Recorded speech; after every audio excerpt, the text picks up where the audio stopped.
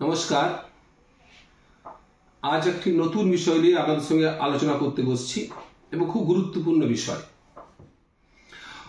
অনেক আমার যজমানরা এসে আমাকে প্রশ্ন করেন, সেই প্রশ্নের উত্তরগুলো আজকে ভিডিওর মধ্যে আমি দিতে চাইছি। প্রথমে মনে করুন একজন মানুষ আমার কাছে এলেন একটা জন্মকুণ্ডলীর বিচার করাতে। আমি বিচার করলাম, দেখলাম যে তার শত্রু ভাগ্যটা প্রচণ্ড দুর্বল, প্রচুর দুশ্মন তার, সে বিভিন্ন দিক দিয়ে শত্রু দ্বারা বেষ্টিত।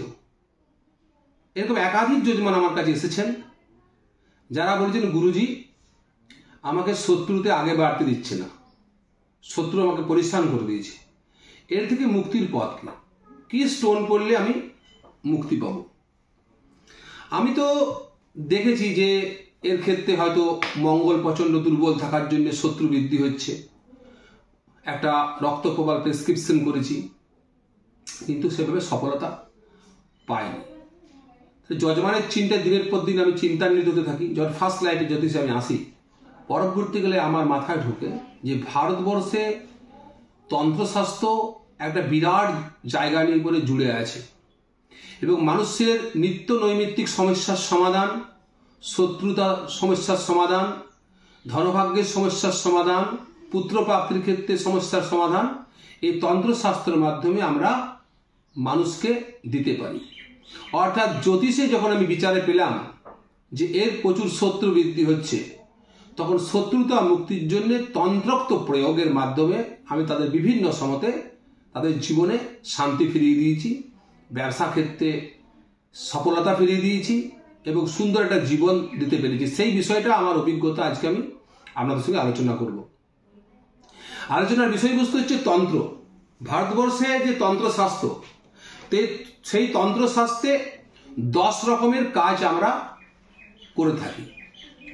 প্রথম হচ্ছে স্তম্ভন ক্রিয়া, যাকে স্তম্ভন কর্ম বলা হয়। আপনার শত্রু মনে করুন আপনার প্রতি প্রচণ্ড সক্রিয়, আপনার ক্ষতি করার জন্য উঠে পড়ে লেগেছে, আপনার জন্মকুণ্ডলিতে শত্রুস্থানে রাহু এবং মঙ্গল বসে আছে 6th হাউসে।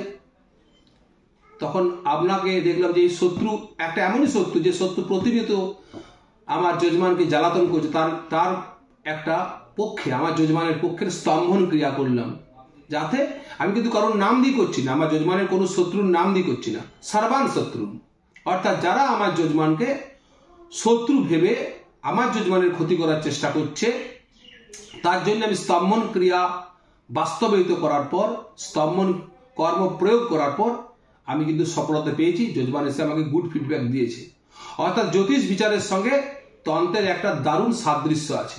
অর্থাৎ জ্যোতিষে যে প্রবলেমগুলো ক্রিয়েট করবে, আপনার মনে করুন ধনভাগ্যে দেখা যাচ্ছে যে আপনার শনি বসে আছে, খুব স্লোলি আপনার জীবনে ধনাগম ঘটছে, যেখানে পার ডে যে ব্যবসাটা আপনি করেন 1000 টাকা সেল হওয়া দরকার, সেখানে 200 টাকা সেল হচ্ছে।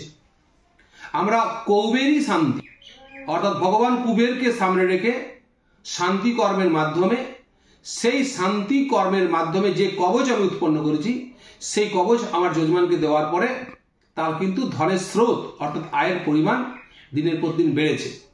এইভাবে একটার পর একটা কাজকে করে করে সেই কাজটার সফলতাকে বিশ্লেষণ করে করে যে অভিজ্ঞতা আমার জীবনে ঘটেছে, আজকে আপনাদের কাছে সেটাই আমি শেয়ার করছি।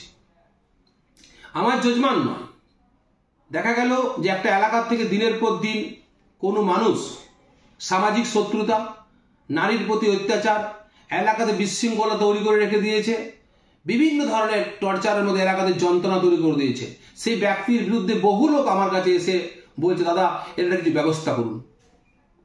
তখন আমাদের তন্ত্রশাস্ত্রে মারণ কর্ম প্রয়োগের মাধ্যমে প্রাণদণ্ড দেওয়ার পর্যন্ত ক্ষমতা জ্যোতিষীদের ছিল। আজকে হয়তো বর্তমান যুগে সে ধরনের তান্ত্রিক আপনি পাবেন না, বা আমার মাধ্যমেও সেটা করা সম্ভব নয়, কারণ ওই ক্রিয়াতে আমি পারদর্শী হতে পারি নাই। কিন্তু একটা এমন সময় ছিল, দেশের শত্রু, সমাজের শত্রু, জাতির শত্রু, নারী জাতির ক্ষয়ক্ষতি করতে পারত, সেই সব মানুষকে প্রাণদণ্ড পর্যন্ত তন্ত্রশাস্ত্রের মাধ্যমে, মারণ ক্রিয়ার মাধ্যমে করা হয়েছে। অর্থাৎ এই তন্ত্রশাস্ত্র মানুষের জীবনে প্রতিনিয়ত মানুষকে তার সমাজ জীবনে, তার রাজনৈতিক জীবনে, তার ব্যবসায়িক জীবনে, তার আর্থিক জীবনে এবং তার শারীরিক সুখ প্রাপ্তি, মানসিক সুখ প্রাপ্তির পক্ষে কাজ করতে পারে যে সঠিক তন্ত্র প্রয়োগ করা যায়। যেমন ধরুন এই 10 রকম তন্ত্র কাজের মধ্যে একটা আছে শান্তি, একটা আছে পুষ্টি, আর একটা আছে সান্তানিক। শান্তি কর্মের মাধ্যমে আমরা মানসিক শান্তি, আর্থিক শান্তি, সামাজিক শান্তি, পারিবারিক শান্তি আমরা ফিরিয়ে আনতে পারি। পৌষ্টিক কর্ম, শরীর দিনের পর দিন দুর্বল হচ্ছে, ধনভাগ্য দিনের পর দিন দুর্বল হচ্ছে, সামাজিক মান সম্মান দিনের পর দিন দুর্বল হচ্ছে, শত্রু বৃদ্ধি হচ্ছে, এবং আপনি যে কোনো লিঙ্ক আপ করতে যাচ্ছেন, ব্যবসার ক্ষেত্রে হোক, এডুকেশনের ক্ষেত্রে হোক, পড়াশোনাতে মন বসাতে পারছেন না, পড়তে গেলে অনেকক্ষণ পরিশ্রম করে পড়তে পারছেন না, তখন এই পৌষ্টিক কর্ম প্রয়োগের মাধ্যমে আপনার শারীরিক ক্ষমতা, আপনার মানসিক ক্ষমতা, আপনার আত্মিক বল আমি বৃদ্ধি করতে পারি, এবং আপনি তখন সেই যে পড়াটা আপনি 4 ঘন্টা পড়ছিলেন সেই পড়াটার 8 ঘন্টা আপনি অধ্যয়ন করে আপনার জীবনের সঠিক রেজাল্টটা আপনি তুলে আনতে পারবেন। অর্থাৎ যেমন স্তম্ভন ক্রিয়া আছে, স্তম্ভনের মাধ্যমে শত্রুকে আমি স্তম্ভিত করে দিতে পারি, শত্রু আমার সম্বন্ধে ভালো চিন্তা করতে বাধ্য হবে সেটা করতে পারি এই তন্ত্র শাস্ত্রের মাধ্যমে। সেরকম শান্তি কর্মের মাধ্যমে আপনার জীবনে যারা অশান্তির কারণ, আপনার জীবনে যারা অতৃপ্তির কারণ, সেই অতৃপ্তি অশান্তিকে আপনার জীবন থেকে তুলে ফেলে দিতে পারি। সেরকম পৌষ্টিক কর্মের মাধ্যমে আপনার জীবনে যে বলহীনতা, আপনার শক্তিহীনতা, ধৈর্যহীনতা, শান্তিহীনতা, তার থেকেও আপনাকে আমি মুক্তি দিতে পারি।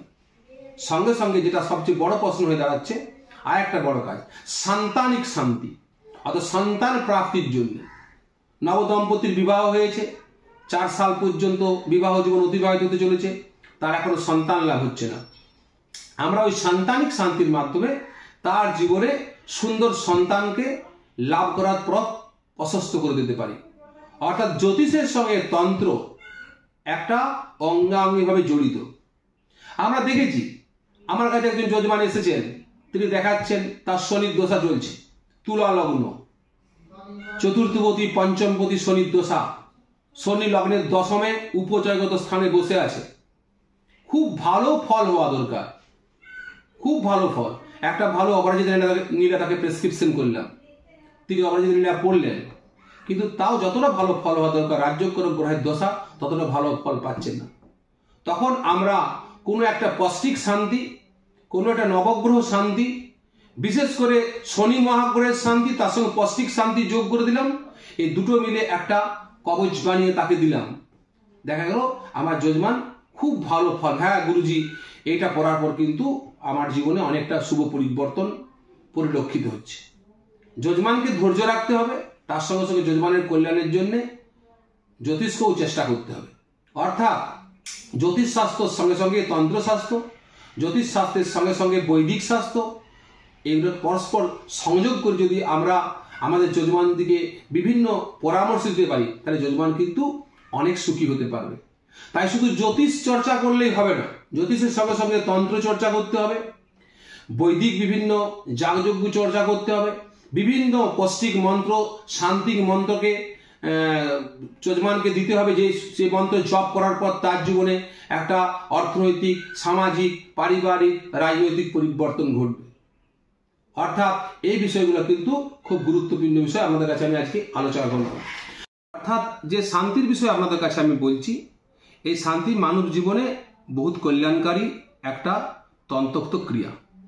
শান্তির আবার 19টা প্রকার ভেদ আছে। কি কি বিষয়ে কি কি শান্তির প্রয়োজন, 19টা প্রকার ভেদ আছে।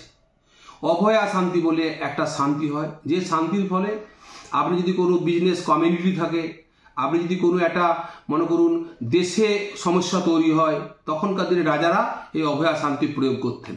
এবং রাজশত্রু, একটা রাজত্বকে আরেকটা রাজা আক্রমণ করতে আসছে, সেই আক্রমণকে প্রতিহত করার জন্য যেমন সৈন্য শক্তির প্রয়োজন ছিল, সঙ্গে সঙ্গে অভয়া শান্তির মাধ্যমে অভয় আশীর্বাদ শক্তির কাছ থেকে লাভ করা হতো, সেই ছিল অভয়া শান্তি।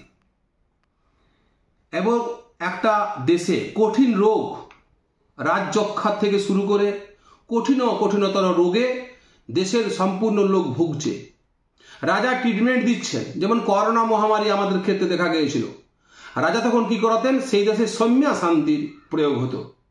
তখনকার দিনে মুনি ঋষিরা এসে সৌম্যা শান্তি প্রয়োগ করতেন। সেই সৌম্য শান্তি প্রয়োগের ফলস্বরূপ কি হতো, সেই রোগ থেকে সেই দেশ রোগমুক্তি লাভ করত। অর্থাৎ চিকিৎসা শাস্ত্রের সঙ্গে সঙ্গে আমাদেরকে এমন কিছু রোগ হচ্ছে যে রোগ ডাক্তার নির্ণয় করতে পারছেন না, দীর্ঘদিন ধরে ডাক্তার ট্রিটমেন্ট করছেন, ট্রিটমেন্টে কোনো সুফল পাচ্ছেন না। আমরা অবশ্যই একবার সৌম্য শান্তি প্রয়োগের মাধ্যমে সেই ব্যক্তির আমরা তার রোগমুক্তির চেষ্টা করতেই পারি। সেই সৌম্য শান্তি প্রয়োগ করার বিধি অন্নপূর্ণা জ্যোতিষ মন্দিরে আমরা প্রয়োগ করছি। 3 নম্বর হচ্ছে যে শান্তি, বৈষ্ণবী শান্তি। এই বৈষ্ণবী শান্তি কি? এই বৈষ্ণবী শান্তিতেও কিন্তু রাজারা খুব বেশি প্রয়োগ করতেন। দুর্ভিক্ষ, অতিবৃষ্টি, অনাবৃষ্টি, ভূমিকম্প এবং কঠিন প্রাকৃতিক বিপর্যয়, দাবানল, এইসব যখন একটা দেশে প্রায় ঘটতে, একটা সিস্টেমেটিকলি প্রাকৃতিক দুর্যোগ প্রতিটা দেশেই হতে পারে, কিন্তু দেখা যাচ্ছে কোনো একটা রাজ্যে, কোনো একটা রাজ্যের এলাকায়, কোনো একটা দেশে দিনের পর দিন প্রাকৃতিক দুর্যোগের পরিমাণ ভীষণ পরিমাণে বাড়ছে, তখন আমাদের ধারণা হয় ঈশ্বর আমাদের প্রতি অসন্তুষ্ট। তখন ওই বৈষ্ণবী শান্তির মাধ্যমে আমরা সেই প্রাকৃতিক দুর্যোগ থেকে নিজেদেরকে মুক্তি লাভ করতে পারতাম। অর্থাৎ আপনার জীবনেও যদি কোনো প্রাকৃতিক দুর্যোগের সম্ভাবনা থাকে, যে আপনি বিভিন্নভাবে, যে ঘটনা আপনার জীবনে ঘটা উচিত নয়, আপনি কোনো জায়গায় দূর কোনো যাত্রায় যাচ্ছেন, দেখা গেল একটা নতুন গাড়ি আপনার বিকল হয়ে গেল, আপনার মাথায় থাকতে হবে যে ঈশ্বর কোনো প্রকারে আপনার প্রতি অসন্তুষ্ট ভাব প্রকাশ করছে, আপনি বৈষ্ণবী শান্তির সহযোগিতা নিতে পারেন। আজকে এই 3টা বিশেষ শান্তি আমাদেরকে তুলে ধরলাম। অর্থাৎ জ্যোতিষের সঙ্গে সঙ্গে মানুষের সমস্যার যে প্রতিকার গ্রহরত্নের মাধ্যমে আমরা দিই। আমরা বিভিন্ন কবচ যন্ত্র তৈরি করে যজমানকে আমরা তার সমস্যার থেকে মুক্তির পথ দেখাই, এবং সর্বোপরি তন্ত্রশাস্ত্র, বৈদিক শাস্ত্র এবং বিভিন্ন শান্তি প্রয়োগের মাধ্যমে যজমানকে আমরা তার প্রতিকার বিধি বাদলে দিই। অনেক সময় যজমান অর্থনৈতিকভাবে খুব দুর্বল হলে তাকে আমরা গ্রহমূল নির্ধারণ করে দিই, যে এই গ্রহমূলকে আপনি 15 দিন পর পর চেঞ্জ করে আপনার হাতে বাঁধুন। সেই গ্রহমূলের যে রস সূর্য শক্তির মাধ্যমে আপনার শরীরে প্রবেশ করলে আপনি সেই গ্রহের যে নেগেটিভিটি আপনার উপরে, সেটা কিন্তু অনেকটা ধীরে ধীরে কমতে শুরু করবে। বিভিন্ন গ্রহদোষের ফলস্বরূপ জপ নির্ধারণ করে দেওয়া হয়, যে আপনি এই জপটা প্রতিদিন 1000 বার করে করুন, 100 বার করে করুন। সেই জপের মাধ্যমেও আমরা কিন্তু গ্রহ দৃষ্টির থেকে নিজেদিকে বাঁচাতে পারি। তাছাড়াও বিভিন্ন দান, গ্রহকে প্রতিকারের জন্য দান বিধিও আমরা এখান থেকে আপনাদেরকে নির্ধারণ করতে পারি, যে এই দান আপনি করুন, তাহলে এই গ্রহ সন্তুষ্ট হবে। কিন্তু গ্রহ শক্তির ফলেই হচ্ছে, গ্রহ দুর্বলতার ফলে এমন কিছু ঘটনা, যে ঘটনাগুলোর জন্য তন্ত্র প্রয়োগ বিশেষ প্রয়োজন। সেই তন্ত্র প্রয়োগের সুফল প্রাপ্তির জন্য অন্নপূর্ণা জ্যোতিষ মন্দিরে আমি আছি, আপনাদের আচার্য পণ্ডিত হৃদয় মাধব দুবে। আমার সঙ্গে আপনারা যোগাযোগ করতে পারেন। আমাদের সঠিক রাস্তা দেখানোর জন্য আমি চেষ্টা করব, এবং আপনাদের পারিবারিক, সামাজিক, আর্থিক, রাজনৈতিক এবং শারীরিক এবং মানসিক যাবতীয় কষ্ট, যে কষ্ট আপনাকে এমনভাবে জীবন ধারণ করতে কষ্ট তৈরি করছে, তার মুক্তির পথ আপনি খুঁজে পাচ্ছেন না, বহু জায়গায় ঘুরছেন, আমি জানি এই তন্ত্রোক্ত শান্তি